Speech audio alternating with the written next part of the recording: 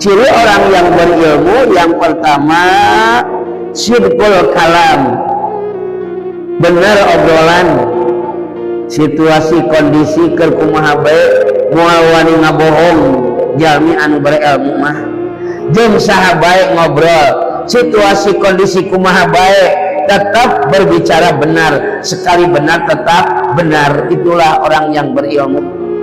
Yang kedua, ciri orang yang berilmu itu adalah wazinabul haram, ngajauhan ninggalkeun pangharapan naon anu paratu dilarang ku agama. Nomor katilu kumaha teh ciri jalmi anu berilmu teh watawadu, rendah diri, teu takabur.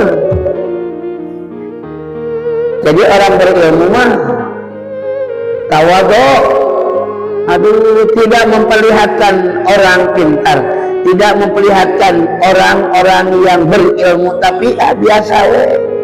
Lamun ilmu mah kudu ningalina ka saluhureun, lamun ilmu ningali ka sahanapeun asapang pinterna leres teu, tapi lamun ningali ka saluhureun sapang bodona tah eta kadana kitu tah.